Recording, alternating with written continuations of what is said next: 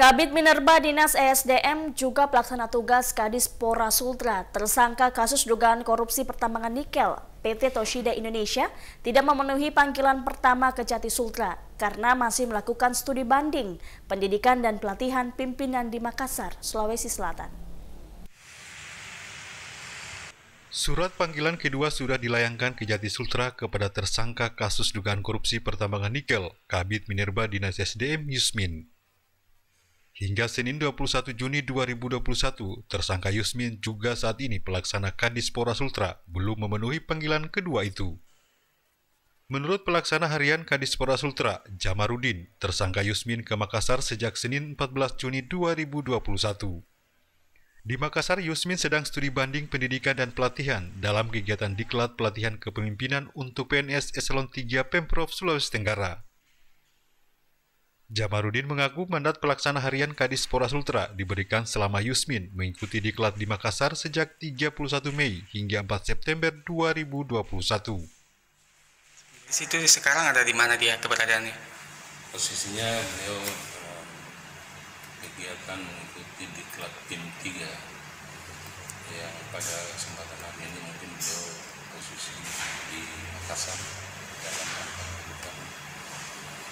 benchmark atau studi banding yang merupakan bagian dari kegiatan tim 3 tersebut. Ini Pak Kadis ke Makassar dari kapan ini sampai kapan? Beliau berangkat pada hari Minggu tanggal 13 Juni dan sampai hari ini kita belum tahu pulangnya atau sudah berada di bandara atau belum. Sementara itu, menurut Kasih Penkum Kejati Sulawesi Tenggara Dodi, penyidik sudah mengetahui keberadaan tersangka Yusmin. Sementara satu tersangka lainnya, Direktur Utama PT Toshida Indonesia, masih belum jelas keberadaannya.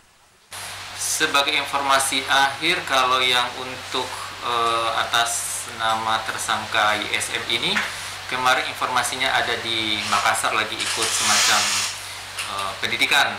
Tapi kalau yang untuk LSO kami sampai saat ini belum tahu di mana keberadaannya. Tapi kami akan berusaha mencari supaya kedua tersangka ini mau memenuhi panggilan dari tim penyidik untuk dilakukan pemeriksaan sesuai jadwal yang telah ditetapkan oleh pihak Kejati.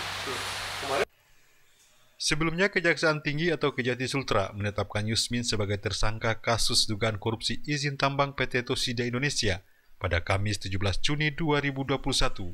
Bersama mantan pelaksana tugas Kadis ESDM, Direktur Utama dan General Manager PT Toshida.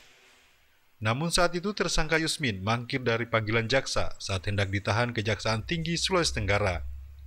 Keterlibatan tersangka Yusmin dalam kasus ini sebagai Kepala Bidang Minerba ESDM Sultra memberikan izin pertambangan PT Toshida dengan mengeluarkan rekomendasi, rencana kegiatan dan anggaran belanja atau RKB meskipun tidak memenuhi syarat. Dari Kendari, Mutarudin iNews memberitakan.